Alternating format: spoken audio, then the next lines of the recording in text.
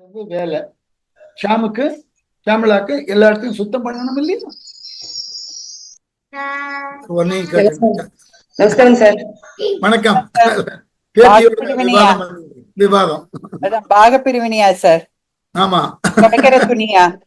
ஆமா. யாரு? தீபா அத்தை. அவ கிட்ட பேசணும்னு பேசு. பாடா கண்ணா, என்னச்சுமா நீ ஏதோ கேட்டியா? என்ன பேச்சு? நீ கேட்டியா? இன்னும் தாத்தா குடுக்கலையா? தாத்தா குடுக்கலையா? நீ துணி கேட்டுட்டு தாத்தா குடுக்கலையா? நீ மேட்சிங்கா இருக்க தாத்தா கூட ஆல்மோஸ்ட்.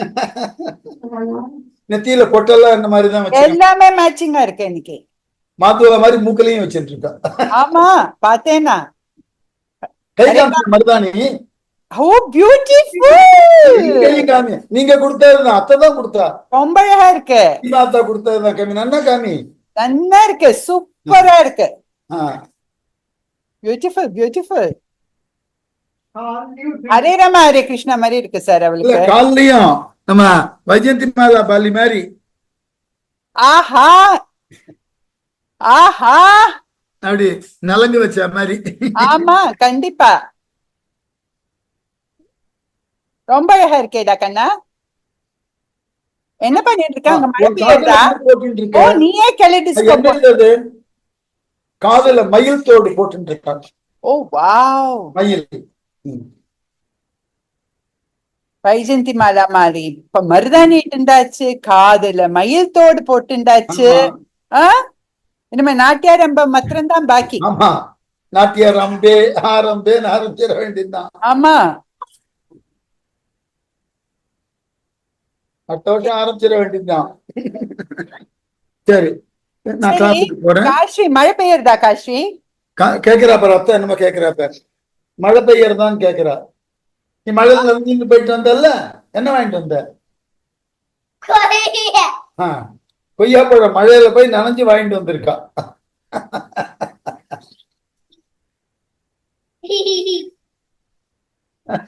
சொன்னா கேக்கலையா நீ? எல்லாரும் சொன்னாலாம் ஏண்டி இப்படி மழையில போற கேட்டாளா? கஷ்டங்களுக்கு பை சொல்லு, கையில சொல்லு. பாய். ரைட் சொல்றா இல்ல, பெரியவா எது சொன்னாலும் திருப்பி பதில் பண்ணணும். ஹாய் காஷ்வி. பாய். சரி, நான் கிளாஸுக்கு பார். ரீனா ஆண்டி. ஹாய் காஷ்வி. வாழ்க வளமுடன். அழகா இருக்கீங்க இன்னைக்கு. Good morning. மாம் சாப்பிட்டாச்சா? மம்மம் சாப்பிட்டாச்சான்னு கேக்குறா. என்ன சாப்பிட்ட? பேன் கேக் சாப்பிட்டு இருக்காங்க. சூப்பர். சரி, எனக்கு ஒரே ஒரு டவுட் காஷ்வி, அங்க மழை பெய்யறதா கொட்டுறதா? கொட்டுது.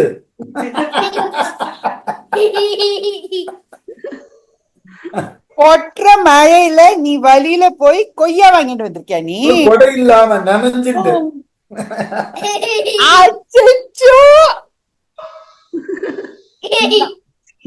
அநியாயத்துக்குனா நீ.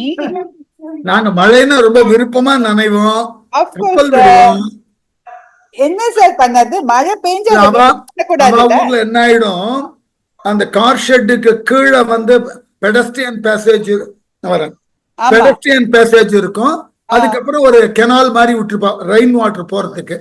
அதுல மழை கொஞ்சம் பெஞ்சாலும் நன்னா தண்ணி வரும். இல்லைன்னா அப்பாவுக்கும் பொண்ணுக்கு அங்க என்ன வேலைன்னா இருக்கிற பேப்பர் எல்லாம் கிழிச்சு கப்பல் பண்ணி விடுறது. Very good. நான் போன போது நிறைய இந்த கத்தி கப்பல், பாய்மரமா போட்டு மூடுற மாதிரி கப்பல்லாம் பேப்பர்ல ஒரிகாமியில பண்ணி கொடுத்தாங்கன்னா நிறைய பண்ணி வச்சுக்கும். ஓ வெரி குட். அவ அப்பாவுக்கு சாதாரண கப்பல் தான் பண்ண தெரியும், எனக்கு விதவிதமான கப்பல் பண்ணுவேன். அதனால பண்ணி வச்சிருக்கேன். அப்பா கத்தி கப்பல் பண்ணுவானா? சரி சரி சரி. இப்போ இது பட்டு இன்னொரு 1 ஹவருக்கு சத்தம் போடக்கூடாது. கிளாஸ் அமைதியா விளையாடு. அப்புறம் நம்ம இது பண்ணலாம். அடுத்த குஞ்சிரலாமா ஜாலியா.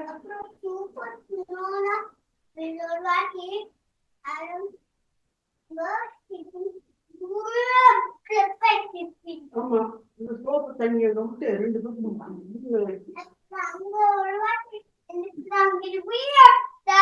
Okay, bye.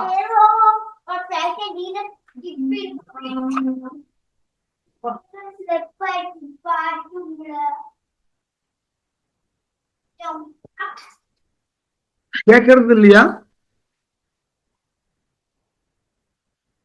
கேக்குறதுங்க சார். சரி, ரைட். திவா மேடம், நீங்க ரெக்கார்டிங் ஆரம்பிச்சுட்டு இல்லையா? ரைட். சோ நேத்து ரெக்கார்டிங் நான் கொஞ்சம் இன்னைக்கு அனுப்புறேன். ஏன்னா எனக்கு நான் ஒரு இன்விடேஷன் நம்ம குரூப்புக்கு அனுப்பிச்சிருந்தேன். அதுக்கு உண்டான ப்ரிப்பரேஷன்ல உட்காந்துட்டேன். 15ஆம் தேதி யூனிவர்சிட்டி என்டோன்மெண்ட் லெக்சர் இது. Very good sir. Normally endowment லெக்சர்னா கொஞ்சம் சீரியஸா போய் பேச வேண்டி இருக்கும். ஏன்னா என்டோன்மெண்ட்டை உருவாக்கிறவரு முன்னாடி உட்காந்துருப்பார். கண்டிப்பா சார், கண்டிப்பா. டாக்டர் ராமலிங்கம்னு சொல்லிட்டு former head of the department of Tamil, அவருடைய என்டோன்மெண்ட் அது. Very good. அவர் பேர்ல அவருடைய ஸ்டூடெண்ட்ஸ் எல்லாம் டிசைன் பண்ணியிருக்கா. சோ நான் கொடுத்திருக்கிற டாபிக்கும் கொஞ்சம் பக்தி ஓரியன்டட். கரெக்ட். ஆனா வாயை திறந்து பேசுனதுக்கு அப்புறம் தான் தெரியும் நான் பக்தியை பேச போறது இல்லைன்னு. ஆமா. நான் கொடுத்திருக்கிற டாபிக் வந்து பரமனும் 11ஆம் திருமுறையும்னு கொடுத்திருக்கேன். பரமன்றத்துக்கு நான் கொடுக்கக்கூடிய விளக்கம் அங்க வேற மாதிரி இருக்கும். அதனால ஏன்னா அந்த திருமுறையில வந்து எல்லா கடவுளையும் சிவனை மட்டும் இல்ல, முருகன் இருக்கார், விநாயகர் இருக்கார். அதனால ஐ வாண்ட் டு மாதிரி ஒவ்வொரு ஸ்தலத்துல இருக்கக்கூடிய தனிப்பட்ட சிவபெருமான வணங்குறவா இருக்கா. அதனால பரம்னு பொதுவா கொடுத்துருக்கேன். பார்க்கணும் மாதிரி ஒரு மாதிரி மென்டலா தயாராயிட்டு இருக்கேன். பார்க்கலாம் எப்படி டெலிவர் ஆகுறதுன்னு பார்க்கணும். சார் அது கிடைக்குமாங்க சார்? அதுவா அவங்க டேப் பண்றாங்களான்னு எனக்கு தெரியாதுமா. டேப் பண்ணினாங்கன்னா நிச்சயமா எனக்கு காப்பி அனுப்புவாங்க. ஓகேங்க சார், தேங்க்யூ சார். அதனால நேத்து நீங்க அனுப்பிச்சிருந்தீங்களா திருக்கோட்டியூர்? ஆமாங்க சார். அதான் நான் ராமானுஜர்னு அந்த இடத்துல சொல்ல வேண்டிய தேவை கருதி ராமானுஜர்னு சொன்னேன். எத்தனை பேருக்கு அந்த தலங்கள்ல ஞாபகம் இருக்கும்? நீங்க அனுப்பிச்சது நல்லதா போச்சு. மற்றவர்களுக்கெல்லாம் அந்த தலைப்பெயர் தெரிந்திருக்கும் நம்பிக்கையில நான் மேல போயிட்டேன். நீங்க அனுப்பிச்சது ரொம்ப எல்லாருக்கும் பயனுள்ளதா இருந்திருக்கும். நன்றி. சரி, இப்ப மணிமேகலையில போன வகுப்புல நாம எதுல நிறுத்தினோம்னாக்க, இந்த வாயில்கள் 6, இந்த வாயில்களாக சொல்லப்படக்கூடிய 6 அப்படின்ற ஒரு அடிப்படையில பேசணும். இந்த வேற ஒண்ணும் இல்ல, 6 வாயில்கள் என்பன நம்முடைய உடம்புல இருக்கக்கூடிய 5 பொறிகளும் அதனோடு மனமும். ஏன்னா பொறிகள் வாயிலாகத்தான் ஒன்றை உணர வேண்டும்ன்றது இல்லை, பொறிகள் இல்லாத வழியும் மனம் எதனையும் உணரும். ஆகவே இந்த 6ஐயும் வாயில்கள்னு சொல்லுகிறார்கள். பௌத்தத்துல இந்த 6 வாயில்களின் வாயிலாகத்தான் ஒருவன் தனக்கு உரிய வினையை பெறுகிறான் என்பது நம்பிக்கை. ஏனென்றால் பழைய காலங்கள் எல்லாம் இந்த கண்களினால் பார்க்கத்தகாதனவற்றை பார்த்தலே பாவம்னு கருதப்பட்டது, கேட்கத்தகாதனவற்றை கேட்டல் பாவம் என்று கருதப்பட்டது, அதுபோல் பேசத்தகாதனவற்றை பேசுதல் பாவம் என்று கருதப்பட்டது, அதே போல் தீண்டத்தகாதனவற்றை தீண்டுதல் பாவம் என்று கருதப்பட்டது. அதனாலதான் இந்த மெய், வாய், கண், மூக்கு, செவி என்று சொல்லக்கூடிய 5 இவைகளோடு தொடர்புடையது மனது. இந்த 5னால் ஏற்பட்ட ஒன்றினது தாக்கம் அவை இல்லாத நிலையிலும் மனம் அதனை யோசிக்க ஆரம்பிக்கும். வள்ளுவர் ஒரு இடத்துல பேசுற காமத்துப்பால்ல, கள்ளினுக்கும் பெண் தகைக்கும் 2மே மிகுதியான மயக்கத்தை தரும், கள்ளும் பெண்ணும் சொல்லிட்டு வேற்றுமை அணியில முடிப்பார் அந்த பாட்டை. என்னன்னா, பெண்ணை தீண்டிய வழிதான் நமக்கு நம்முள்ளே கிளர்ச்சி ஏற்படும், கள்ளை உண்டதன் பின் தான் கிளர்ச்சி ஏற்படும்.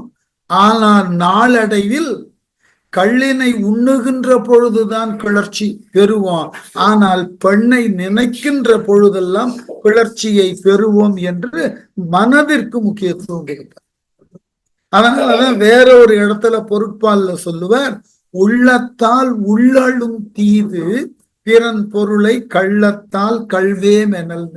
என்ன 5 பொறிகள் தொடக்கத்துல இச்சையை உண்டு பண்ணோம். பின்னர் அந்த பொறி உணர்வு, பொறியினால் பெறக்கூடிய உணர்வு இல்லாத இடத்து மனது அதை சிந்திக்க தலைக்கும். ஆகவே இந்த 6மே வாயில்கள் என்று கருதப்படும். அததான் சொல்றார், வாயில்கள் 6ம் ஆயும் காலை உள்ளம் உருவிக்க உறும் இடம் ஆகும். இந்த 6மே மனம் என்கின்ற ஒன்றோடு சேர்ந்ததினால் உள்ளத்தின் கண்ணே இவைகளினால் வினைகள் நிகழுவதற்கு ஏதுவாகும், அதுவே காரணமாகும். அதனால ஊரன உரைப்ப உள்ளமும் வாயிலும். எது ஊருன்னு சொன்னாக்க அவரவர் உள்ளமும் வாயிலும். இந்த 5 வாயில்களும் மனது உள்ளம் என்கின்றவைகள் எல்லாம் வாயிலும். வேறு புலன்களை மேவுதல் என்ப. மேவு புலன்களை மேவுதல் என்பனாக்க ஊரு என கூறப்படும் நிதானமாவது உள்ளமும் வாயிலும் மனமும் இந்திரியங்களாகிய 5 பொறிகளும் வேறு புலன்களை மேவுதல் என்ப தம்மின் புறமாகிய பொருள்களை பொருந்தி அதன் மூலமாக எல்லாவற்றையும் நுகர தலைப்படும். இப்ப உதாரணம் எப்படின்னாக்க, ஒன்றினை சுவைக்க கருதினோம்னு வைத்துக் கொள்ளுங்கள். நாவினது சுவை. நாவினால் ஒன்றை சுவைத்ததன் பிறகு அந்த சுவையினை மனது பதிவு செய்து கொண்டால், அந்த சுவை நமக்கு மகிழ்வை தருவதாக இருந்தால், எப்பொழுது எல்லாம் அந்த சுவைக்கப்படும் பொருளை பார்க்கின்றோமோ அதன் கண் எழுந்து வரக்கூடிய வாசனையை நுகருகின்றோமோ, அதற்கும் மேலாக ஒரு படி அந்த சுவைப்படும் பொருளை கண்ணால் காணுகின்றோமோ, அல்லது அதன் பெயரை காதால் கேட்கின்றோமோ, இந்த 4னுடைய செயல்பாட்டினால் அந்த சுவைக்கப்படும் பொருளை பற்றின ஓர் உணர்வு மனதினுக்கு கிடைத்துவிடும். ஆகவே இந்த பொறிகள் என்று சொல்லக்கூடிய இந்திரியங்கள் காணக்கூடிய பொருளின் மாட்டு நமக்கு உண்டான ஆர்வத்தை, வேட்கையை தூண்டக்கூடிய நிலையில் அமையும். அதனால நாம நினைக்கிறோம் இவற்றினால் என்ன என்று கேட்டால் பௌத்தம் அதை வலிந்து சொல்லுகிறது இல்லை. இந்த 5 இந்திரியங்களும் உங்களை ஓரளவினுக்கு தவறான பாதைக்கு செலுத்துவதற்கு துணை புரியும். அவ்வாறு செலுத்தப்படுகின்ற பொழுது மனமும் அவைகளோடு ஈடுபட்டு வினையினை செய்ய தொடங்கும்.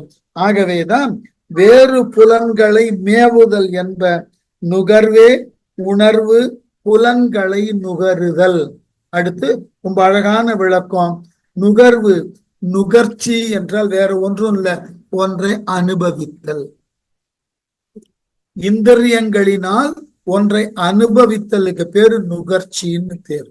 தமிழ் அதற்கு இன்னொரு பெயர் உண்டு, புலன் இன்பம். 5 பொறிகளினால் விளைவது புலன்கள். அந்த புலன்களினால் மனதினுக்கு ஒரு மகிழ்ச்சி, ஒரு நிறைவு, ஒரு ஆர்வம் ஏற்படும். ஆகவே இப்ப உதாரணம், அதனால்தான் வள்ளுவர் என்ன பேசினார் ஒரு இடத்துல, பொறிவாயில் 5 வித்தான் பொய்தீர் ஒழுக்க நெறி நின்றார் நீடு வாழ்வார். எல்லோருக்கும் ஒரு பெரிய சிக்கல் வந்தது. வள்ளுவர் அவித்தல் என்ற சொல்ல கையாளுகின்ற பொழுது உரை எழுதியவர்கள்லாம் என்ன செய்தார்கள்னா, இந்த 5 பொறிகளை அடக்கியவர்கள் அப்படின்னு. வள்ளுவரது நோக்கம் அடக்குதல் அல்ல, அவித்தல். இந்த அவித்தல்ன்ற சொல்ல நம்ம இயல்பா பல இடங்கள்ல பயன்படுத்துறோம். கிராமங்கள்ல போய் பாருங்க, புழுங்கல் அரிசியை உண்டாக்குவதற்கு நெல்ல அவித்தல்னு தான் சொல்லுவோம். கிழங்குகளை பக்குவப்படுத்துவதற்கு கிழங்கு அவித்தல்னு தான் சொல்லுவோம். அதை விட வேடிக்கை, கிராமங்கள்ல வீடுகள் தோறும் இட்லி செய்வதாக இருந்தால் இட்லி அவிச்சிட்டு வரேன்னு தான் சொல்லுவாங்க. பக்குவப்படுத்தல்னு அர்த்தம். நாம பயன்படுத்தக்கூடிய பொருளை நமக்கு ஏற்றாற்போல் பக்குவப்படுத்தி கொள்ளுதல் அவித்தல். இப்ப நம்மிடம் இருக்கக்கூடிய பொறிகள் 5, இந்த பொறிகளே இல்லாமல் நம்மால் வாழ முடியாது. இந்த 5 பொறிகள் இல்லாமல் நம்மால் வாழ முடியும்னா முடியாது. என்ன காரணம்? இந்த பொறிகளை கொண்டுதான் நாம் பலவற்றை அறிவினால் தெளிவடைகிறோம். இது எங்க சொல்றார்? திருமூலர் பின்னாடி நம்ம படிக்கக்கூடிய ஒரு பகுதியில வரும். 5ஐயும் அடக்குதல் என்பது தவறுன்னு எழுதுவார். என்ன காரணம்னா, 5 பொறிகளையும் நாம் அடக்கி விட்டோம்னா நாம் அசேதன பொருளாகி விடுவோம், செயலற்றவர்களாகி விடுவோம். ஆங்கிலத்துல சொல்லணும்னா ஒரு கிரே மேட்டர் ஆயிடும். இந்த 5ஐயும் அடக்காது முறையாக அவித்து அதனை கொண்டு நல்லவற்றை சிந்திக்க, நல்லவற்றை செயல்படுத்த முன்வர வேண்டும். அதனால்தான் அவித்தல்ன்ற சொல்ல போட்டார் வள்ளுவர். அப்போ இந்த 5 பொறிகளை முறையாக பயன்படுத்துதல் என்பது மேலான நுகர்ச்சி. ஆனால் இந்த 5 பொறிகளை தவறான முறையில கையாண்டு அதனால் நாம் வேறு வேறு விதமான புலன் இன்பங்களுக்கு உட்பட்டோம் என்றால் அது ஒரு தவறான அணுகுமுறை. சரியா? அப்ப இவைகளை கொண்டுதான் சொல்றார், வேறு புலன்களை வாயிலும் வேறு புலன்களை மேவுதல் என்ப நுகர்வே. உணர்வு புலன்களை நுகருதல், பொறிகளின் மூலமாக ஏற்படக்கூடிய புலன் இன்பங்களை நுகருதல். அப்ப புலன் இன்பங்களை நுகர தலைப்பட்டோம் என்றால் அது தவறான செயலுக்கு, பாவத்தினுக்கு, தீவினைக்கு வழிகோலும். ஆகவே வேட்கை விரும்பி நுகர்ச்சி ஆறாமை ரொம்ப அழகான இடம். வேட்கைன்னா என்ன? வேட்கை என்பது நாம் ஒன்றின் பால் கொண்ட விருப்பம், அந்த விருப்பத்தினால் பெறக்கூடிய நுகர்ச்சி. அந்த நுகர்ச்சி ஆறாமை, திருப்தி அடையாமல் இருக்கும். மேலும் மேலும் மேலும் அதை அனுபவிக்க வேண்டும் என்று ஆசை கொள்ளக்கூடிய பற்று உள்ளத்திற்கு வேட்கைன்னு பேர். ஒன்றை அடைந்தாக வேண்டும் என்கின்ற வேட்கை. ஆகவே முதல்ல இந்த வேட்கை எதனால் தோன்றுகிறது? புலன் இன்பத்தை நுகருவதால் தோன்றுகிறது. புலன் இன்பம் ஏன் தோன்றுகிறது? பொறிகளினால், உலகியலின் கண் உள்ள பொருள்களை பார்ப்பதினால் தோன்றுகிறது. அப்போ தொடக்கத்திலேயே உலகியல் பொருள்களை நாம் பாராது விட்டு விட்டோம் என்றால், உலகியல் பொருளின் மாட்டு ஈடுபாடு காட்டாமல் இருந்து விட்டோம் என்றால், அதனால் விளையக்கூடிய மிகப்பெரிய நன்மை நமக்கு நுகர்ச்சியினால் விளையக்கூடிய இன்பம் இருக்கு. அப்ப நுகர்ச்சி இன்பம் இல்லை என்றால் இந்த நுகர்ச்சியினால் தோன்றக்கூடிய வேட்கை தோன்றாது. வேட்கை தோன்றாத நிலையில நம்மால் பாவம் செய்ய முடியாது. இதான் அடிப்படை. சில நேரங்கள்ல நான் ஒரு குறிப்பு சொல்லுவது உண்டு. இது ஏற்கனவே வகுப்புல சொல்லி இருக்கலாம், இல்லை சொல்லவில்லை என்றாலும் அந்த நூலை சொல்லுகிறேன், எடுத்து படித்து பாருங்கள். பலமுறை சொல்லி இருக்க அந்த நூலை பற்றி. என் சரித்திரம்னு உவே சாமிநாத ஐயர் எழுதின தன்னுடைய வரலாறு, ஆட்டோபயோகிராபி. அதில் ஒரு குறிப்பு எழுதுவார். அவர் தமிழ் கற்றது மயிலாடுதுறையை சார்ந்த மீனாட்சி சுந்தரம் பிள்ளையிடம். அவர் அப்பொழுது திருஆடுதுறை ஆதீனத்துல வித்வானாக இருந்தவர், அந்த ஆதீனத்து புலவராக இருந்தவர் மீனாட்சி சுந்தரம் பிள்ளை. அழைக்கின்ற பொழுதெல்லாம் அங்க போய் பாடம் சொல்லும் மரபு உண்டு. சில நாட்கள் அங்க இருக்கக்கூடிய சன்னிதானம் எங்காகிலும் வெளியூர் சென்றிருந்தால் இயன்ற வரைக்கும் இவரையும் அழைத்து போவார். இல்லை என்றால் சன்னிதானம் தன்னுடைய நிர்வாகத்திற்கு வெளியூர் சென்றால் இவரால் போக முடியாது. அப்படி சில காலம் போக முடியாமல் போனதுனால மீனாட்சி சுந்தரம் பிள்ளை வீட்டுல போதுமானதாகிய உணவுப் பொருள்கள் நிறைவா இல்லை. அதுல குறிப்பிட்ட ஒரு பொருள் எதுன்னா அவர் விரும்பி உண்ணுதற்கு உண்டான நெய். இது உவே சாமிநாதையர் எழுதுறார். சில நாள் கழித்து திருவாடுதுறை ஆதீனத்தினுக்கு இவர் அழைக்கப்படுகிறார், போகிறார்கள். அங்க ஆதீன தலைவரிடம் பேசி முடித்து உணவு உண்ண செல்லுகிறார்கள் ஆதீனத்துல. அந்த ஆதீனத்து உணவெல்லாம் நான் படித்த காலத்திலேயே மிக செல்வாக்கோடு இருக்கும். இவர்கள் வாழ்ந்த காலத்துல கேட்கவே வேண்டாம். அதுவும் மீனாட்சி சுந்தரம் பிள்ளை போன்றோருக்கு அளிக்கப்படக்கூடிய உணவை அவ்வளவு எளிதில் மதிப்பிட முடியாது, மிக உயர்ந்ததாக. அந்த உணவு பரிமாறப்பட்டு நெய்யினை ஊற்றினார்கள். அந்த நெய்யோடு கலந்த உணவை எடுத்து சாப்பிட்டு உடனே சொன்னாராம் பிள்ளை அவர்கள், நெய்யினை சாப்பிட்டு எவ்வளவு காலம் ஆயிற்று. உவேசா குறிப்பு எழுதுகிறார், என்னதான் ஆன்றடங்கியவராக இருந்தாலும் நெய்யின் மாட்டு அவர் கொண்டு இருக்கக்கூடிய வேட்கை அளப்பதற்கு அரிது. யோசித்து பாருங்கள், மீனாட்சி சுந்தரம் பிள்ளை மிகச்சிறந்த சிவபக்தர். சிவ தத்துவங்களை நன்கு துறைபோக ஆய்ந்தவர். அவ்வளவு தெளிவான ஞானம் உடையவருக்கு கூட நாவினது சுவை, நா என்கின்ற பொறியினால் சுவைக்கப்படக்கூடிய நெய், அதனால் ஏற்பட்ட நிறைவு என்கின்ற புலன் உணர்வு அது இல்லாது அது என்று கிடைக்கும் என்ற வேட்கையோடு பல நாள் காத்திருந்தது.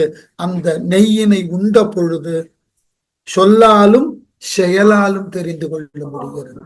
இது தவிர்க்க முடியாது. புலனுக்கு இருக்கக்கூடிய ஈடுபாடு அதுதான் இந்த வேட்கையை தூண்டும். இது கிடைக்க இவர் கொஞ்சம் ஆன்று அடங்கியவர், ஆகவே கிடைக்கும் போது பயன்படுத்தினார். நமக்கு ஆன்று அடங்கக்கூடிய மனது இல்லைன்னா அதனை பெறுவதற்கு ஏதாகிலும் பல தவறான வழிகளிலும் நாம் ஈடுபடுவோம். இதுதான் அடிப்படை. ஆகவே எதன் மீதும் பற்று கொள்ளக்கூடாது. இதை பத்தி சொல்லும் போது ஏற்கனவே ஒரு செய்தி சொல்லி இருப்பேன், மீண்டும் அதை நினைவுபடுத்த. காஞ்சியில இருக்கக்கூடிய மடத்தின் முன்னாள் தலைவர் இருந்தார் அல்லவா, பரமாச்சாரியார். அவர் ஒரு நாளைக்கு ஒரு வேளைதான் உண்ணுவர். அவருக்கு உணவை தயாரித்து கொடுத்து அவர் உண்ணுவதை பார்த்து மகிழ்வு கொள்ளுவதில் அந்த மடத்துல இருக்கக்கூடிய தலைமை சமையற்காரருக்கு அப்படி ஒரு மகிழ்ச்சியான தெய்வத்துக்கே படைப்பது போன்றது ஒரு உணர்வு. அழகாக கீரையை இலை இலையாக பறித்து அதை நன்கு மசித்து வேக வைத்து அதை கொடுத்திருந்தார். அதை சாப்பிட்ட உடனே சொன்னாராம் அவர், சமையற்காரரை அழைத்து, மிக நன்றாக கீரை பண்ணி இருக்கிறாய், சுவையோடு இருக்கிறது என்று பாராட்டினாராம். சமைத்தவருக்கு கண்கள் எல்லாம் தண்ணீர், தெய்வமே தன்னை பாராட்டியது போல. மறுநாள் என்ன பண்ணார், நேற்றுதான் அவர் மிகுந்த விருப்பத்தோடு உண்டார் அல்லவா, ஆகவே மீண்டும் கீரையை செய்திருக்கிறார். அன்றும் சாப்பிட்டார். மூன்றாம் நாள் இவருக்கு உணவு அளிக்கக்கூடிய நேரத்தில் அவரை காணோம். பரமாச்சாரியார் தான் இருக்கக்கூடிய இடத்துல இல்லை. அவரை தேட தொடங்கின பொழுது மாட்டு கொட்டாயில, சொல்லுதற்கே கடினமான விஷயம், பசுங்கன்று இட்ட சாணத்தை சிறிது சிறிதாக உருட்டி உண்டு கொண்டிருந்தார். எல்லாருக்கும் அதிர்ச்சி. யார் என்ன இங்கு தவறு செய்தோம்னு புரியல. இவர் ஏன் தனக்கு உண்டான ஒரு கஷ்டமான தண்டனையை கொடுத்து கொண்டிருக்கிறார்னு. அப்புறம் அங்க இருக்கக்கூடிய இந்த தலைமை சமையற்காரரை போய் கேட்டாராம், இப்படி செய்யலாமான்னு. அப்ப அவர் சொன்னாராம், நீர் முதல் நாள் கொடுத்த கீரையினுடைய ருசி என்னை பாதித்தது, நன்றாக இருக்கிறது என்று சொல்லிவிட்டேன். மறுநாள் அதே கீரையை மீண்டும் எனக்கு பக்குவப்படுத்தி கொடுத்தாய். நான் அந்த சுவைக்கு எங்கு அடிமையாகிவிட போகிறேனோ என்ற கவலையில இன்று உணவை நிராகரித்து இதை உண்ணுகிறேன். நான் துறவுல எவ்வளவு கடினம்ன்றது இப்பதான். ஏன் பௌத்தம் இந்த பொறி உணர்வினால் பெறக்கூடிய புலன் இன்பம் ஒரு வேட்கையை தரும் என்பதை இந்த உதாரணத்தை வைத்துக் கொண்டு புரிந்து. என்ன காரணம்னா, வேட்கைக்கு மனது உட்பட்டு விட்டது என்றால் அதை பெற்றாக வேண்டும் என்கின்ற முயற்சியில ஈடுபடுகின்ற பொழுது எந்த நிலைக்கு வேண்டுமானாலும் நாம் தள்ளப்படுவோம். நம்முடைய நோக்கம் அந்த வேட்கையை முழுமை அடைந்து கொள்வதுதான். அதனை பெறுதற்கு எதனை வேண்டுமானாலும் செய்யலாம் என்ற மனோநிலை. அப்போ மிக பெரியதாக விளையக்கூடிய ஒரு பாவத்தின் தோற்றுவாய் எங்கு? பொறியினால் பெற்ற சிறு இன்பம். அந்த பொறியினால் பெற்ற, அதனாலதான் வள்ளுவர் சொல்றார், அதை அவித்து விடு, பக்குவப்படுத்திடு. விதைத்த நெல் முளைப்பது இல்லை அப்படின்னு சொல்ல முடியாது. அவித்த நெல் முளைக்காது. அதனாலதான் முக்கியம். அதோட அந்த ஆசை நின்று. நல்ல நெல்லா இருந்தா விதைத்தால் முளைக்கும். அவித்த நெல்லை அங்கேயாவது விதைத்தால் முளைக்குமா? அது போல புலனை அவிக்க வேண்டும். நமக்கு உரியதாகிய அளவில் பக்குவப்படுத்த வேண்டும். இதற்கு மற்றொரு உதாரணம் சொல்லுவது உண்டு. இது எங்கள் ஆதீனத்துல நடந்த உதாரணம். நான் கல்வி கற்ற தர்மபுர ஆதீனத்துல, தர்மபுர ஆதீனத்திலிருந்து மயிலாடுதுறையிலிருந்து கும்பகோணம் செல்லக்கூடிய பகுதியில அந்த நெடுந்தொடர் நிலையம் இருக்கக்கூடிய இடத்துக்கு பேர் கொரநாடுன்னு பேரு. பழைய பெயர் கூரை நாடு. நெசவாளர்கள் இருந்த பகுதி. கூரைன்னா ஆடைன்னு அர்த்தம். கூரை நாடு நெசவாளர்கள் வசித்த பகுதி. அது மருவி கொரநாடுன்னு ஆகி போயிற்று. அந்த கொரநாட்டை தாண்டின உடனே சித்தர்காடுன்னு ஒரு இடம் உண்டு. அது அந்த நெடுந்தொடர் நிலையத்திற்கு இந்த பக்கம் கூரை நாடு, அந்த பக்கம் சித்தர்காடு. அங்கு ஒரு பெரிய துறவி தன்னுடைய மாணாக்கர்களோடு இருந்து மாணாக்கர்களுக்கெல்லாம் தத்துவங்களை போதித்துக் கொண்டிருந்தார். அவருடைய இல்லத்தில் இருந்த அவரது துணைவியார் இந்த மாணாக்கர்களுக்கு தினம் உணவு போடுவது வழக்கம். என்ன ஒரு வழக்கம்னா, இந்த துறவிகளோடு அமர்ந்து உண்ணுகின்ற பொழுது இடுவதை உண்ண வேண்டும், கருத்து சொல்லக்கூடாது. உப்பு குறைவாக இருக்கிறது, உரைப்பு அதிகம், ஒன்னும் சொல்லக்கூடாது. என்ன போட பொருகிறதோ அது உண்ணணும். உருக்கின நெய் பக்கத்துல பின்னாடி மாட்டு தொழுவத்துல மாடுகளுக்கு மருத்துவம் பார்க்க வேப்ப எண்ணெயும் பக்கத்தில் வைத்திருந்தார்கள். ரெண்டு நிறத்துல ஒன்று போல காட்சியளி.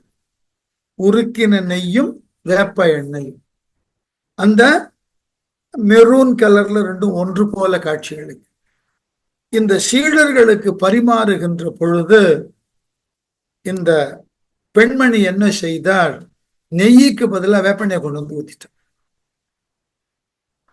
எந்த சீடனும் முகம் சொலிக்கல. அவன் பாட்டுக்கு சாப்பிட்டான், எழுந்தான். எல்லாரும் எழுந்து கை கழுவினார்கள். பின்னர் தான் தெரிந்தது அந்த பெண்ணுக்கு நாம் ஊற்றியது வேப்பெண்ணெய். வேகமாக ஓடி வந்து தன் கணவன் குருவிடம் மன்னிப்பு கேட்டார். இந்த மாதிரி தவறு நடந்து விட்டது, சீடர்களுக்கு குழந்தைகளுக்கு பாவம், நெய் என்று தவறுதலாக வேப்பெண்ணெயை ஊற்றிவிட்டார். உடனே குரு அத்தனை சீடர்களையும் அழைத்தார். உங்கள் கல்வி முடிந்து விட்டது, நீங்கள் கற்றனவெல்லாம் கற்றாயிற்று. இனி அவரவர் ஊருக்கு சென்று கற்ற கல்வியை கொண்டு உங்கள் வாழ்க்கையை நன்கு அமைத்துக் கொள்ளுங்கள். யாருக்கும் ஒண்ணுமே புரியல. எப்படி இந்த முடிவிற்கு வந்தீர்கள்? ஊற்றப்பட்டது வேப்பெண்ணையா நெய்யா என்று வேறுபாடு தெரியாமல் உண்டு இருக்கிறீர்கள் அல்லவா? உங்கள் புலன் வழி செல்லுதற்கு வாய்ப்பு இல்லை. உங்கள் பொறி உங்களுக்குள் அடங்கி இருக்கிறது. நீங்கள் பொறி வழி செல்ல முடியாது. ஆகவே உலகில் எது சரி எது தவறு என்று அறிந்து கொள்ளக்கூடிய பக்குவம் வந்துவிட்டது. ஆகவே செல்லுங்கள்.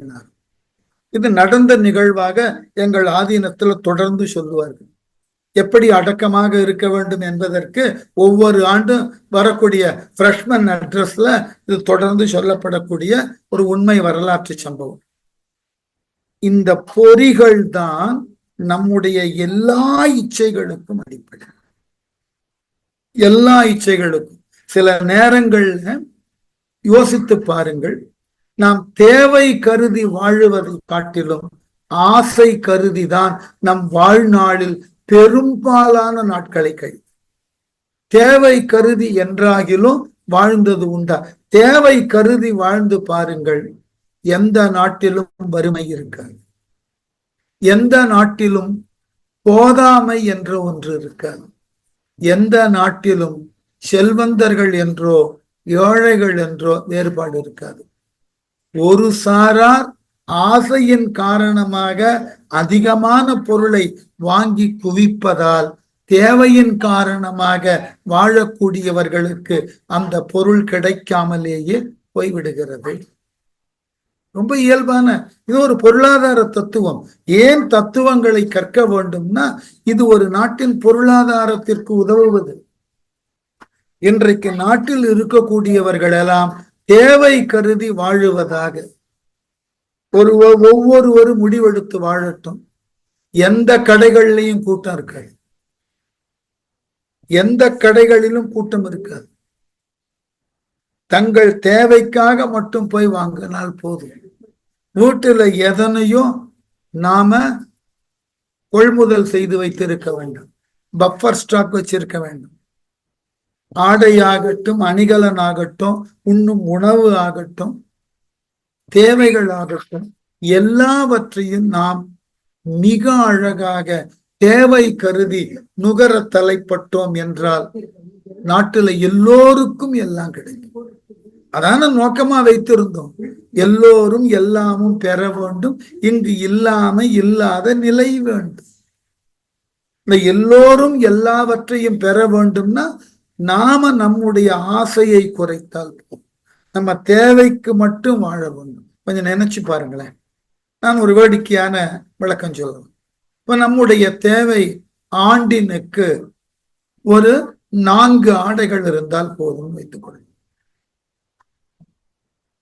ஒரு வீட்டுல இருக்கக்கூடிய 4 நபர்கள் ஒவ்வொருவருக்கும் 4 ஆடைகள்னா 16 ஆடைகள். இந்த 16 ஆடைகளை வைப்பதற்கு ஒரு அறையில ஒரு சிறு பீரோ இருந்தா இல்லையா? அப்ப அதனால வீட்டின் உள்ளே வைக்கப்படக்கூடிய பொருள், அதனை பாதுகாக்கக்கூடிய அந்த பீரோ, இவைகளின் தேவை குறையும். அப்ப இவைகளே குறையும் போது நாம வாழுவதற்கு பெரியதான அறை, பெரியதான வீடுன்னு தேவையில்லாம, அப்போ நம்முடைய தேவைக்கு அதிகமான பொருளை வாங்கி உள்ள வைக்கின்ற பொழுது அது யாரோ ஒருவரினுடைய அன்றாட தேவைக்கு உரியதை நாம் ஆசையின் காரணமா வீட்டுக்குள்ள வச்சின்றோம். நமக்கு உண்டான தேவைக்கு மட்டும் வாங்கினா அந்த பொருள் கடையில இருக்கும், யாரும் விலையை மிக அதிகமாக கூட்டி விற்க முடியாது. எல்லோருக்கும் உரிய விலையில பொருள் கிடைக்கும், எல்லாராலும் நுகர முடியும். இதுதான் அடிப்படை. ஏன் சமயங்கள் இந்த சித்தாந்தத்தை வலியுறுத்தினான்னு கேட்டா, வாழும் உலகத்துல இறைவன் நமக்கு எல்லாவற்றையும் பொதுமைப்பட தந்திருக்கிறான். வாழும் காலத்து மனிதன் தான் தன்னுடைய இச்சையின் காரணமாக வறுமையை உருவாக்க. பல பேருக்கு இது தெரியறது இல்லை. ரொம்ப அழகா பேசினார் பாரதிதாசன் ஒரு இடத்துல. பொருளுள்ளோன் திருடர்களை விளைவிக்கின்றான். திருடன்னு தானா தோன்றதில்லை, பொருள் இருக்கிறவன் திருடர்களை விளைவிக்கின்றான். அருள் உள்ளோன் அவர்களை தன் நெறி கொண்டு களைகின்றான். அப்போ இந்த பொருளாதாரத்தினுடைய சிக்கலே நுகர்ச்சியின் பால் ஏற்பட்ட வேட்கை. இத பௌத்தம் ரொம்ப அழகா பேசியது. நம்ம நாட்டுல எப்பொழுதுமே மிக அதிகமாக நல்ல சித்தாந்தத்தை பேசினதை உடனே விட்டுடுவோம். ஏற்கனவே சொல்லியிருக்கேன், பௌத்தம் ஏன் தோற்றதுன்னு அந்த 2 காரணங்கள் தான். ஒன்று நுகர்ச்சியை தவறு என்றது, மற்றொன்று பாவத்தை அனுபவிக்க வேண்டும் என்று. ஆனால் பின்னர் தோன்றின மதங்கள் என்ன? உன் நுகர்ச்சி என்பது பிறருக்கு தீமை இல்லாத அளவில் எதனை வேண்டுமானாலும் நுகர்ந்து கொள் என்று சொல்லியது. அடுத்தது, உன்னால் செய்யப்படக்கூடிய அறியாமையினால் விளைந்த பாவம் மன்னிக்கப்படும் பேசியது. முடிஞ்சு போச்சு. எது பௌத்தம் கூடாது என்று பேசியதோ அது தவறில்லை என்று பின்தோன்றின மதங்கள் ஏற்றுக்கொண்டன. அதனால புத்தம் அழிந்தது. இந்த 2 கொள்கை ரொம்ப முக்கியம். நம்முடைய நுகர்ச்சி தான் நம்முடைய அழிவு. அதனால் விளையக்கூடிய பாவத்தை அனுபவித்தே ஆக வேண்டும். அதனாலதான் இவர் சொன்னார், வேட்கை விரும்பி நுகர்ச்சி ஆறாமை பற்றனப்படுவது பசைய அறிவு. ஒன்றின் மீது நாம் காட்டக்கூடிய முழுமையுமான ஈடுபாடு பற்று. வேடிக்கை தெரியுமா? நாம் எதன் மீது பற்று கொண்டிருக்கிறோமோ அந்த பொருளோடு நமக்கு தொடர்பு இல்லாத காலத்தும் அதனது பற்று நம்மை விட்டு விலகாது. நிறைய விஷயங்கள் அப்படித்தான் வைத்திருக்கும். உலகத்துல பல விஷயங்கள் பற்றற்றவைகளே. ஆனால் நாம் நம்முடைய அறியாமையினால நம்முடைய பற்றினை வளர்த்து கொண்டே வருகிறோம். வெளியே எங்கேயும் போக வேண்டும். நம்முடைய உடல் நம்முடைய பற்றினால் நாம் அதனை நேசிக்கிறோம். சரியா? ஆனால் என்றாகிலும் இறுதி வரைக்கும் நம்முடைய அறிவினுக்கு ஏற்றால் போல் உடல் நடந்து கொள்ளுகிறதான்னு பாருங்க. நம் உடல் மீது நாம் பற்று வைக்கிறோம். அவ்வாறு பற்று வைத்த இந்த உடல் என்றாகிலும் நம்முடைய அறிவினுக்கு ஏற்றால் போல் இறுதி வரை நடக்கிறதான்னு பாருங்க. நடக்காது. ஏன் பற்று வைக்கணும்? அப்ப இந்த உடல் மீது ஏன் பற்று வைக்க வேண்டும்? நாம் ஒன்றின் மீது பற்று வைத்தால் அதை நாம் சொல்லுகின்ற போதெல்லாம் அது முறையாக செயல்பட வேண்டும். என்றைக்காவது நம்முடைய உடல் நாம் சொல்லியபடியெல்லாம் செயல்படுகிறதா? இல்ல. நாம் இந்த சூழ்நிலையில தூங்கக்கூடாது, முக்கியமான செய்தி இதை கேட்டாக வேண்டும், உடலுக்கு அறிவு ஆணையிடுகிறது. கேட்டதுண்டா? 2வது நிமிடம் தூங்கிடுவோம். இந்த உடலுக்கு இந்த உணவு ஒவ்வாது அப்படின்னு அறிவு சொல்லுகிறது. ஆனால் ஒரு திருமண பந்தியில் அமர்ந்து வைக்கப்பட்ட உணவை எல்லாம் நம்ம சாப்பிடுறது இல்லையா? எங்காகிலும் நம் அறிவினுக்கு உகந்து இந்த உடலானது செயல்படுகிறதுனா அதன் மீது பற்று வையுங்கள். இதே நிலைய மற்ற எல்லா பொருளுக்கும் மடைமாற்றம் செய்து பாருங்கள்.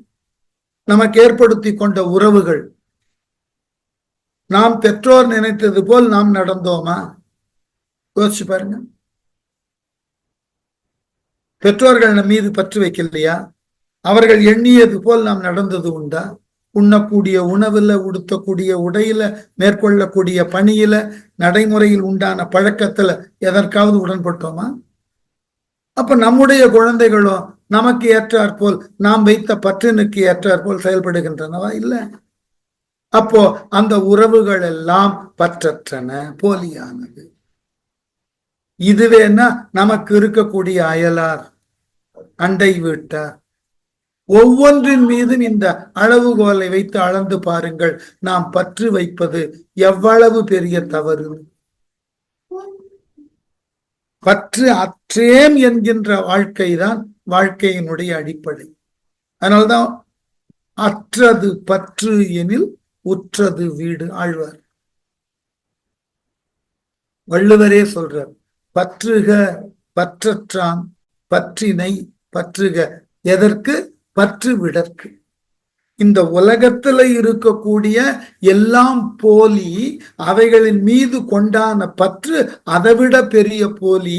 அதை அறுத்து கொள்ளணும்னா நிரந்தரமான நன்மை தரக்கூடிய இறைவனது திருவடியை பற்று. ஏன்னா இறைவனது திருவடி மேலானது. மறைநேரம் என்ன பண்றான்? மேலான ஒரு கிளையை பிடித்து மேல போகணும்னா நின்ன கிளைய உதைச்சிட்டு தான் மேல போகணும். ஆகவே இந்த உதைத்தல் என்பது பற்று அறுத்தல் தான். இன்னைக்கு கொஞ்சம் அறுத்துக்கிறேன், நாளைக்கு கொஞ்சம் அறுத்துக்கிறேன் சொல்ல முடியாது. பற்றுல முடிந்தால் ஒன்றாக நீக்கணும், ஒரு தன்மைத்தோட நீக்கணும். அதுக்கு இன்ஸ்டால்மெண்ட் எல்லாம் வச்சு பண்ணக்கூடாது. அதனால இந்த பசை, பற்றெனப்படுவது பசைய அறிவு. ஒன்றின் மீது காட்டப்படக்கூடிய ஈடுபாடு, ஒன்றின் மீது காட்டப்படக்கூடிய இச்சை, அறிவு அந்த இச்சையை தூண்டும். அதை சரியோ தவறோ அதன் மீது பற்று வைத்திருக்கும். இந்த உலகத்துல எல்லா விதமான அழிவுகளுக்கு காரணம் மாந்தர்கள் எதன் மீது பற்று வைக்கணுமோ அதன் மீது வைக்காமல் மாறி பிற பொருளின் மீது வைத்த பற்றுதான். இதை யாரும் சமூக சிந்தனையாளர்கள் எடுத்து சொல்ல முன்வர மாட்டேன் என்கிறார்கள். எதன் மீதும் பற்று வைக்கக்கூடாது என்ற ஒரு அடிப்படையான உணர்வியலை யாரும் முன்னெடுப்பது இல்லை. இந்த பற்று இல்லாமல் இருன்னு சொன்னா உடனே அவனை துறவி என்ற நிலைக்கு வருகிறான். துறவிக்கு நமக்கு இருக்கக்கூடிய ஒரே வேறுபாடு என்ன தெரியுமா? நம்முடைய பற்று எல்லைகளுக்கு உட்பட்டது. துறவியினுடைய பற்று எல்லைகளை தாண்டியது. நான் நன்றாக இருக்க வேண்டும், என் குடும்பம் நன்றாக இருக்க வேண்டும்னா நான் சாதாரண மனிதனாய் உள்ள ஒருவன் பற்று கொண்டு இருக்கிறேன். துறவி என்ன நினைக்கிறான்? எல்லாம் இன்புற்றிருக்க வேறொன்றும் அறியேன் பராபரமேன். எல்லாம் இன்புற்று இருக்கும். அது பெரியதோர் ஆசை. அந்த ஆசைக்கு நம்ம மனதை கொண்டு போயிட்டோம்னா இந்த பற்றெல்லாம் போயிடும். என்றைக்கு நம்மால் அப்படி கொண்டு போவது இல்லை. நம்முடைய சாதாரண அளவில் உண்டான பற்ற நாம நீக்கி கொள்ளணும்னா மிக பெரிய ஒன்றின் மீது பற்று வைத்துவிடும். அந்த பற்றை இப்ப சாதாரண நம்முடைய மேன்மைக்கும் நம்முடைய உயர்வுக்கும் நம்முடைய மேலதிகாரியின் மீது பற்று வைக்கிறோம், நம்முடைய முதலாளியின் மீது பற்று வைக்கிறோம். இது ஒரு தன்னலம் தான். இதை தொடைக்கணுமா? எல்லாத்திற்கும் மேலானவனாக இருக்கக்கூடிய இறைவன் மீது பற்று வைத்து விட்டால் போதும், எல்லாம் இதுக்குள்ள அடங்கிடும். இப்ப இறைவன் மீது பற்று வைத்ததனால் அது தன்னலம்னு சொல்ல முடியாது. இதுதான் சின்ன சின்ன விஷயங்கள் பௌத்தத்தில். ஆகவே பற்றெனப்படுவது பசைய அறிவே, பவமெனப்படுவது கருமை ஈட்டம். இந்த பற்றினால் மேற்கொள்ளக்கூடிய செயல், அந்த செயலினால் வரக்கூடிய பவம் என்பது கருமத்தின் ஈட்டம். உங்களால் மேற்கொள்ளப்படக்கூடிய செயல்களினால் விளையக்கூடிய நன்மையோ தீமையோ அவைகளினால் உருவாக்கப்படுவது பவம். நன்மையாகவும் இருக்கலாம், தீமையாகவும் இருக்கலாம். கருமத்தின் ஈட்டம், கர்மம்னா செயல். உங்களால் மேற்கொள்ளப்படக்கூடிய செயலினால் விளைவது பவம். அது நற்பவமாகவும் இருக்கலாம், தீயதாகவும் இருக்கலாம். அதை நீங்க முடிவு செய்ய முடியாது. ஆகவே பவமெனப்படுவது கரும ஈட்டம். தருமுறை இதுவென தாம் தாம் சாறுதல். என்ன கருமத்தை நீங்கள் மேற்கொண்டீர்களோ அதனுக்கு ஏற்றாற்போல் அதனை சார்ந்துதான் உங்கள் வாழ்வு அமையும். தெளிவுபடுத்தி. அதனாலதான் பௌத்தத்துல இன்று நீங்கள் எதனை அனுபவித்தாலோ இதனது முன்னிகழ்வு என்றோ உங்களால் நிகழ்த்தப்பட்டு விட்டது. அதனுடைய எச்சமாக, அதனுடைய விளைவாக இப்பொழுது நீங்கள் அனுபவிக்கிறீர்கள். நினைத்து பாருங்கள், மழையில நனைந்தவுடனே தும்மறது இல்லை. நாம மழையில நனைந்ததன் பிறகு நம்ம உடம்புல இருக்கக்கூடிய நோய் எதிர்ப்பு எதிர்க்கின்ற வரைக்கும் அந்த மழையினால் நமக்கு நோய் வருவதில்லை. எதிர்ப்பு குறைந்ததன் பின் நோவு தொடங்கும், அதன் முன்னோடியாக தும்மல் வரும், இருமல் வரும், சளி பிடிக்கும், காய்ச்சல் வரும். அப்போ திடீரென்று காய்ச்சல் வந்ததுன்னா இல்ல, திடீர்னுலாம் வரல, அது உன்னுள் வந்து ரொம்ப நாள் ஆயிற்று. இதுவரைக்கும் உன்னுடைய எதிர்ப்பு அதை தடுத்து நிறுத்தியது. ஆகவே மனித வாழ்க்கையில உங்களால் அனுபவிக்கக்கூடிய துன்பம் என்றோ திட்டமிடப்பட்டது உங்கள் செயல்களினால். இப்பொழுது ஏன் நம்மை அது பாதிக்கிறதுனா, ஏற்கனவே அது பாதிக்க தொடங்கினதுதான். உங்களுடைய நல்வினை பயன் அந்த பாதிப்பை உணராமல், அந்த பாதிப்பை நுகராமல் இருந்தது. அந்த பயன் குறைந்ததினால் அந்த பாதிப்பை உணரக்கூடிய வாய்ப்பை நீங்கள் பெற்றீர்கள். அவ்வளவுதான். ஆகவே எல்லாமே திட்டமிட்டதன் போல்தான் நிகழும். ஏதொன்றினுக்கும் பிறர் காரணமாவது இல்லை. நீங்கள்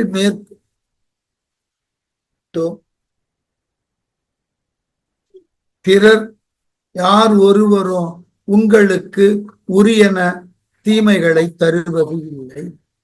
அதனால தருமுறை இதுவென தாந்தம் சார்தல் பிறப்பெனப்படுவது அக்கரும பெற்றி.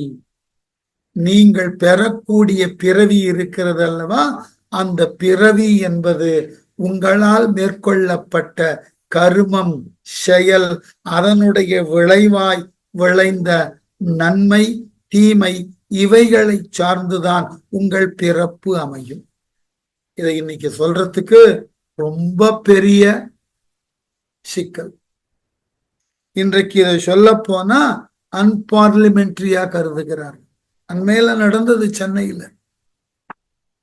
சென்னையில ஒரு சொன்னவர், அவர் தகுதி என்னன்னு நமக்கு கவலை கிடையாது, அவர் உரியவரா உரியவர் அல்லாதா. ஆனா சொன்ன செய்தி இந்த கரும பெற்றியின் அடிப்படையில் தான் பிறவி அமையும்னு சொன்னதுனால அது பெரிய சிக்கலாகிவிட்டது சென்னையில். அதை எப்படி சொல்லலாம்? இவ்வாறு சொல்லுதல், அவர் மாணவர்களுக்கு எத்திக்ஸ சொல்ல போயிருக்கார்.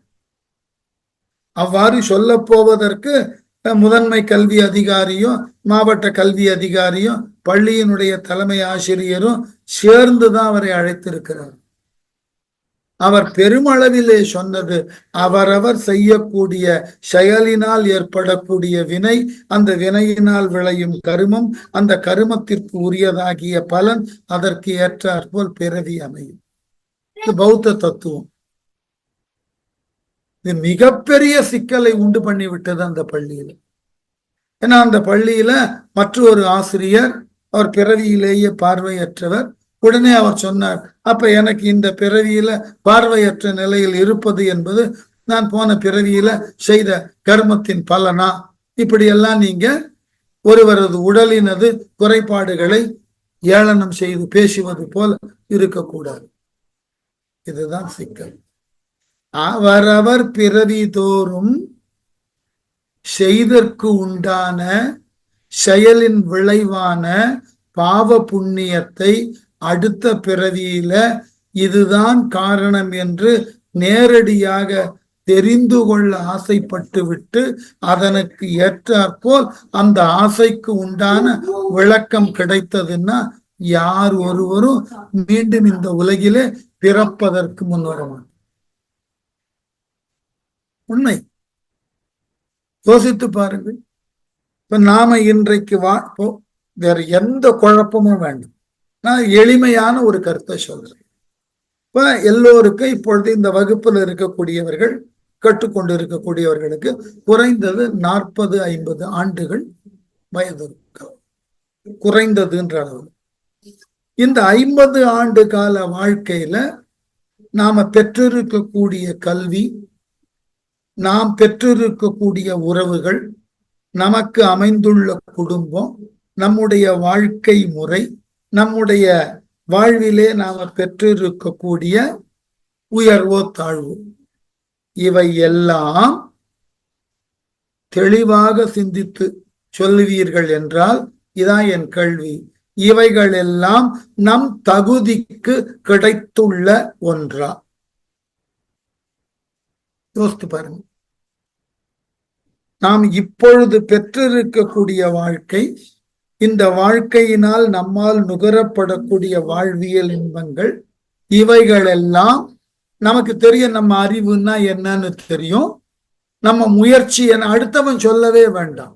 நம்முடைய அறிவை பற்றி நமக்கு தெரியும், நம்முடைய முயற்சியை பற்றி நமக்கு தெரியும், நாம் கொள்திறன் என்ன, நம்முடைய கொள்திறன் என்ன என்பது புரியும்.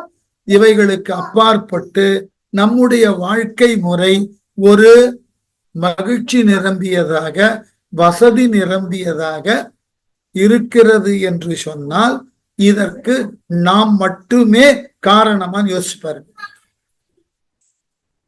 இல்ல, நாம் மட்டுமே காரணமாக இருப்பது இல்லை. நமக்கே தெரியும், எனக்கு இப்படி ஒரு வாழ்க்கை கிடைச்சிருக்கு. உடனே என்ன சொல்லுவோம்? தார் செய்த புண்ணியமும், எந்த ஜென்மத்துல நான் என்ன புண்ணியம் பண்ணணும், அதற்கு இந்த ஜென்மத்துல எனக்கு இப்படி ஒரு வாழ்க்கை. எல்லோரும் இதை நினைத்து பார்க்கிறோமா? இல்லை. சரி, நாம எதிர்பார்த்ததை விட நம்முடைய அறிவுக்கும் திறனுக்கும் நாமே வாழ்க்கையில பல பேரை பார்த்திருக்கோம். சார், அவருக்கு இருக்கக்கூடிய அறிவுக்கும் திறனுக்கும் எங்கேயோ இருக்க வேணும் சார், இப்படி இருக்கிறார், என்ன காரணம்? உடனே சொல்லலாம், அவர் வாய் மதமாக, வாய் கொழுப்பாக நிறைய அவ்வாறு பேசுவதற்கு என்ன காரணம்? அவர் பெறக்கூடிய நல்லதோர் வாழ்க்கையை அவர் பேச்சே தடுக்கிறது என்றால் அவ்வாறு அவர் பேசுவதற்கு எது காரணம்? இதெல்லாம் சிந்திக்கின்ற பொழுதுதான் ஒன்று தெளிவாகிறது. ஏதொன்றும் இந்த பிறவியினால் நாம் பெறுவது எதுவும் இல்லை. இந்த பிறவி மட்டும் இவைகளை தீர்மானிப்பது இல்லை. அப்ப நம்ம கண்ணுக்கு தெரியாமல் ஏதோ ஒன்று நம்மை இயக்கி கொண்டிருக்கிறது. ஆனா இந்த பிறவியில நம்முடைய அறிவு என்னன்னு தெரியும், நம்முடைய உழைக்கும் திறன் என்னன்னு தெரியும். இவைகளை மீறி நாம ஒரு உயரிய வாழ்க்கை பெற்றிருப்பதும், அல்லது நம்முடைய அறிவும் திறனும் நம்முடைய உழைக்கும் ஆற்றலும் மிகுதியாக இருந்தோம் நாம் குறைவான நிலையில் மதிக்கப்படுகிறோம் என்றால் இந்த இரண்டு வேறுபட்ட மாறாட்டத்தினுக்கு நாம் மட்டுமேவா காரணம்? நம்முடைய இந்த பிறவி மட்டுமேவா காரணம்? யோசித்து பார்க்க வேண்டாம். அதனால்தான் வள்ளுவர் ரொம்ப அழகா சொன்னார், தக்கார் தகவியலர் என்பார், அவரவர் எச்சத்தார் காணும். எஞ்சி நின்றது எது? பிறவி தோறும் எஞ்சி நிற்பது எதுவோ அதன் மூலமாகத்தான் நீ தக்கானா தகுதி இல்லாதவனா என்பது இந்த உலகினுக்கு தெரியப்படும்னு பேசினார். பிறப்பொக்கும் எல்லா உயிர்க்கும் சிறப்பொவ்வா செய்தொழில் வேற்றுமை. ஒவ்வாத செயலை செய்தலினால் சிறப்பு போகும், அதனால் விளைந்த கருமம் அடுத்த பிறவியினை தொடரும். எது போல? அதுவும் வள்ளுவர் தான், நிழல் தன்னை வீயாது அடி உறைந்தற்று. உங்களுடைய உடலினது நிழல் உங்கள் உடலையே தொடர்ந்து வருவது போல் உங்களினுடைய பாவ புண்ணியங்கள் உங்களை தொடர்ந்து வரும். அது வராம இருக்கணும் அப்படின்னா என்ன செய்யணும்? வாழ்நாள் முழுவதும் எவனேனும் ஒருவன் நல்லவற்றையே செய்தான் என்றால் நன்று ஆற்றின் அது வன்றோ, வீழ்நாள் படாமை ஒருவன் நன்றாற்றின் அது வன்றோ வாழ்நாள் அடைக்கும் கல். மீண்டும் இந்த உலகிலே அவன் தோன்றாமல் இருப்பதற்கு அந்த பிறவி என்கின்ற பாதையை அடைக்கும் கல் எது என்றால், எல்லா சூழலிலும் ஒருவன் வாழுகின்ற பொழுது நன்மையை மட்டுமே செய்தவனாக இருந்தால் அவனினுடைய வாழ்நாளானது அடைக்கப்பட்டுவிடும். முடியுமா? இதுக்கெல்லாம் வேற எல்லாம் இத மாதிரி கருத்துக்களை சொல்லும் போது, ஒரு புத்த மதம் இவ்வாறு சொன்னதுன்னா மத உணர்வுன்னா, வள்ளுவர் எந்த மதத்தை சொன்னார்? இப்ப நான் சொன்ன திருக்குறள் அத்தனையும் வள்ளுவரால் சொல்லப்பட்டது. அதனால தெளிவு பெற வேண்டும். நாம் இன்றை ஒன்று பெற்றிருக்கிறோமா? நான் தெளிவா பல இடங்கள்ல சொல்லுவேன், மேடைகள்ல. நான் ஏதோ ஓரளவு சிலவற்றை தெரிந்திருக்கிறேன் என்றால் முன்னோர் கொடுத்த வரம், இறை அருள். ஏதோ போன பிறவியில நான் செய்திருக்கக்கூடிய சிறிய அளவிலானதாகிய நல்லது. இல்லைன்னா நான் இந்த பிறவியில படிக்கின்ற காலத்து எவ்வாறு இருந்தேன், இதெல்லாம் எனக்கு தெரியும். அடுத்தவங்க சொல்லவே வேண்டாம், எனக்கே தெரியும் அல்லவா. நான் பெரிய பெரிய ஆற்றலுக்கு உட்பட்டது ஒரு கல்வி, அதெல்லாம் ஒண்ணு இல்லை. நான் என்ன கற்றேன்னு எனக்கு தெரியும். வேடிக்கையை சொல்லுவது உண்டு, எங்கள் கல்லூரியில தருமபுர ஆதீனத்துல புலவர் கற்கின்ற பொழுது பல்கலைக்கழக பாடத்திட்டத்தினுக்கு மேலாக அந்த கல்லூரியில சைவ சித்தாந்த பாடத்தை மிகப்பெரிய புலவர் நடத்துவார். அருணை வடிவேலு முதலியார்னு சித்தாந்த கடல் அவர் நடத்துவார். அது விருப்பத்தினால் போய் அமர்ந்து கொள்ளலாம். ஏன்னா அந்த மடத்துல இளைய துறவியர்கள் இருப்பார்கள், தம்பிரான்கள்னு பேர். அவர்களுக்கு சைவ சித்தாந்தத்தை நடத்தணும். அதனால இந்த வாரத்திற்கு ஒரு வகுப்பு இவரால் நடத்தப்படும். மிகப்பெரிய சித்தாந்த புலவர். அவருடைய மகனார் லயோலா கல்லூரியில தமிழ் துறையில இருந்தார். யாருன்னா லயோலா கல்லூரியில படித்தவர்கள் இருந்தால் தெரிந்திருக்கலாம். பாலராவாயன்னு பேர், அருணை பாலராவாயன்னு போட்டுப்பார் தன் பேரை. அவர் மிக அழகாக சித்தாந்தம் நடத்துவார்.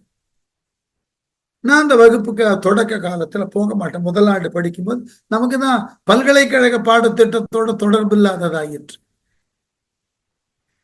அதனால அட்டன் பண்ண மாட்டேன். 2 வாரமா நான் வரலன்றத தெரிந்து கொண்டேன். எல்லாரையும் கூப்பிட்டுக்க, என்னை போல நிறைய பேர் அந்த வகுப்புக்கு போகாமல் போவது உண்டு. 2வது வாரம் முடிந்த உடனே 3வது வாரம் என்னை பிடிச்சிட்டு அவர் சொன்ன முறையில் அப்படியே சொல்லு, நீயோ பார்ப்பனம், முறையா வடமொழியும் வேதமும் கற்றிருக்க, அதை கற்றுக்கொள்ள இயலாமல் தமிழுக்கு வந்திருக்க. சரியா?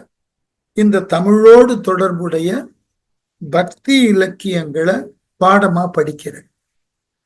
அதை முறையாக தத்துவ நிலையில் புரிந்து கொள்வதற்கு இந்த சைவ சித்தாந்தத்தை படித்தால் என்ன, பின்னாளில் உனக்கு அது பெருமளவிலே பயன் தருவதாக இருக்கும். ஏதோ உன்னிடம் சொல்ல வேண்டும் என்று தோன்றியது சொல்லிவிட்டேன். அப்புறம் உன் விருப்பம் போல செய். அந்த கருத்தை அவருக்கு சொல்லும் போது 70 வயது. எங்க கல்லூரியில பணியாற்றி விட்டு ஓய்வாளராக இருந்தும் தொடர்ந்து சித்தாந்தத்துக்கு நிறைய நூல்களை எழுதி கொண்டிருந்தார். ஆதீனம் அவரை புறந்தது, காத்தது. சொன்ன உடனே மனசுக்குள்ள எனக்கு சின்ன உறுத்தம். ஒரு 70 வயது பெரியவரை இப்படிப்பட்ட ஒரு பேச்சை பேச வைத்து விட்டோமே, இப்படி நானாக என்ன செய்தேன்? இல்லைங்க ஐயா, இந்த வார வகுப்புல இருந்து தொடர்ந்து வரேன். நீங்கள் நம்புவீர்களோ இல்லையோ, அவ்வாறு கற்ற அந்த சைவ சித்தாந்தம் தான் இன்று நான் பணியாற்றக்கூடிய நடனத்துறைக்கு மிக பெரிய ஊற்றுக்கண்ணாய் இருக்கு. சிவனை பற்றியோ முருகனை பற்றியோ விநாயகன் சக்தியை பற்றியோ நாரணனை பற்றியோ ஏதாயிலும் என்னால் புதிதாக சிந்திக்க முடிகிறது, கருத்துக்களை உருவாக்க முடிகிறதுன்னு கேட்டா அன்று அந்த அருணை வடிவேலு முதலியார் போட்ட சைவ சித்தாந்தம் என்கின்ற பிச்சை தான். இம்மி கூட அதுல மாற்று கருத்து கிடையாது. அவர் வகுப்ப நான் அன்று அவர் சொல்லியபடி கேட்க போனதற்கு காரணம் எங்கள் முன்னோர்கள் கொடுத்த பரிபூர்ணமான ஆசீர்வாதம். ஏதோ போன பிறவியில ஒரு சில நல்லதை நாம் செய்ததின் விளைவு அந்த படிப்பை படிச்சு நினைக்கின்ற பொழுதெல்லாம் எனக்கு கண்கள் கலங்கும், குரல் கம்மும். அந்த ஆசிரியர் இல்லை என்றால் இன்றைக்கு இந்த சைவத்தை பற்றியோ அல்லது ஆன்மீகங்களோடு தொடர்புடைய நடன கலையில என்னால ஒரு வார்த்தை, ஒரு அசை உருவாக்கி இருக்க முடியும். அதுதான் என்னதான் வாழ்ந்தாலும் அந்த வாழுதல் என்பது சிலரினுடைய அருளினாலும் சிலரினுடைய ஆசீர்வாதத்தாலும் தான் கிடைக்கிறது. இது தவிர்க்க முடியாது. அதனாலதான் கரும ஈட்டம் தருமுறை இது என தான் தம் சார்தல் பிறப்பெனப்படுவது அக்கரும பெற்றியின் உறப்புணர் உள்ளம் சார்பொடு கதிகளில் காரண காரிய கதிகளில் காரண காரிய உருக்களில் தோன்றல். ஆகவே நாம் செய்த பாவ புண்ணியங்களுக்கு ஏற்றாற்போல் நம்முடைய கதிகள், மானுட கதியா, விலங்கு கதியா, பறவை கதியா, மானுடத்துல அறிஞனா அஷடனா தெரியாது, பிறவியினால் ஏற்படக்கூடிய கதிதான். இல்லை என்றால் மனித வாழ்க்கையில ஏன் இத்துணை வேறுபாடு, ஏன் இத்துணை விதமான வகைமைகள், ஏன் இத்துணை குறைபாடுடைய பிறப்புகள், என்ன காரணம்? யாரேனும் ஆய்வது உண்டா? ஆகவே காரண காரிய உருக்களில் தோன்றுதல், நீங்கள் மேற்கொண்ட நன்மை தீமை என்கின்ற காரண காரியங்கள் உங்களினது உருக்களாக வெளிப்படும். பிணியெனப்படுவது சார்பில் பிரிதாய் இயற்கையில் திரிந்து உடம்பு இடும்பை புரிதல். நோய் என்றது என்ன? அவரவர் மேற்கொண்ட வினை பிறவிதோறும் அந்த வினையினால் விளையக்கூடிய வாழ்க்கை முறை, அதனால் அதனை அறிவிப்பதற்கு பிணி வருகிறது. பிணி நோய், பிணி நோய், நோய் எனப்படுவது சார்பில் பிரிதாய் இயற்கையில் திரிந்து உடம்பு இடும்பை புரிதல், உடம்பினுக்கு துன்பத்தை தருதல். இதற்கு வேடிக்கையான ஒரு நிகழ்ச்சியை சொல்லுவேன். என் தந்தையார் ஒரு அரசு பொறியாளராக இருந்து ஓய்வு பெற்றாச்சு. அவர் இறந்து இந்த ஆண்டு அவருடைய 100 நினைக்கிறேன், இருக்கலாம். சரி, இல்ல 9 இருக்கலாம். என்ன ஆயிற்று, அவருடைய பணிக்காலத்துல அவர்களுக்கெல்லாம் ஒரு வாய்ப்பு உண்டு. மருத்துவத்திற்கு என்ன செலவு செய்கிறார்களோ அதை மீண்டும் அந்த மருத்துவ செலவினுக்கு உண்டான ரசீதுகளை அரசுக்கு அனுப்பினா அந்த செலவுக்கு உண்டான தொகையை திருப்பி கொடுத்து விடுவார்கள். இதுக்கு ரீஎம்பர்ஸ்மெண்ட்னு பேர்.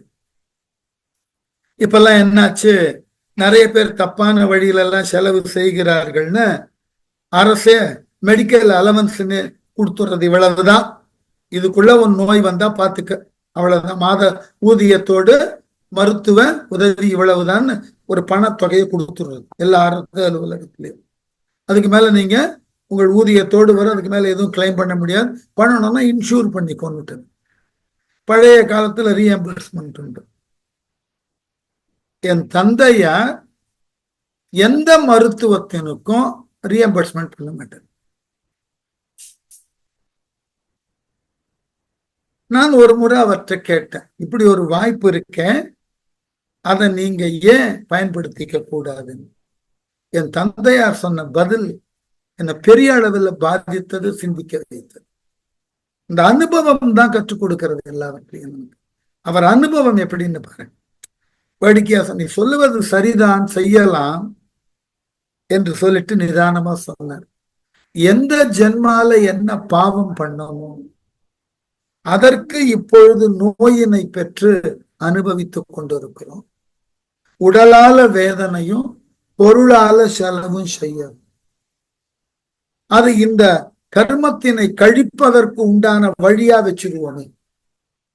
இதை மீண்டும் ரீஎம்பர்ஸ் பண்ணி அந்த பணத்தை நான் மீண்டும் பெற்று மீண்டும் பெரியதோர் நோய அடுத்த பிறவியில தொடர்ந்து நான் பெறணுமா? இந்த பிறவியோடைய முடியட்டும் என்று சொன்ன பொழுது என்ன பெரிய அளவுல பாதித்தது. எவ்வளவு ஒரு தெளிவான சிந்தனை. அவர் புத்த தத்துவமா படிச்சது சிவில் இன்ஜினியரிங். தத்துவம் என்பது ஒரு சமயத்தின் வழி பெறணும்ன்ற அவசியமே இல்லை. அவரவர் அனுபவத்தின் வழியே அதை பெற்றுவிட முடியும். அந்த அனுபவத்தை பெற்றவர்கள் பதிவு செய்து ஊருக்கு சொன்னார்கள். அது பெரிய சமயமா வளர்ந்தது. வாழ்க்கையில வாழ்ந்து அனுபவித்தவர்கள் அடுத்த தலைமுறைக்கு வழிமுறையாக இதை சொன்னார்கள். அது அந்த குடும்பத்தோடு நின்று விடுகிறது. அவ்வளவுதான். அதனால்தான் பிணி எனப்படுவது சார்பில் பெரிதாய் இயற்கையில் திரிந்து உடம்பு இடும்பை புரிதல். இடும்பைனா துன்பம். உடம்பினுக்கு உண்டான துன்பத்தை தருதல். ஆகவே பிறவிதோறும் அவரவர் செய்தற்கு உண்டான புலன், அதனால் ஏற்பட்ட நுகர்ச்சி, அதனால் ஏற்பட்ட பற்று, அதனால் மேற்கொள்ளக்கூடிய செயலினால் விளையும் கர்மம், அதனால் தோன்றக்கூடிய பிறப்பு, அந்த பிறப்பினது கதி, அந்த கதிக்கு உட்பட்டு அவரவர் பெறக்கூடிய நோய், அதனால் ஏற்படக்கூடிய உடல் வாதனை எல்லாம் எங்கு தோன்றுகிறது? ஒன்றின் மீது நாம் கொண்ட வேட்கையினால் தோன்றுகிறது என்பதாக இன்று நிறுத்துவோம். சரியா? Thank you sir. Thank you. Thank you sir. Thank you. Thank you sir. நன்றிம்மா. தீபா இப்ப அனுப்பிச்சு விடுறேன் உங்களுக்கு.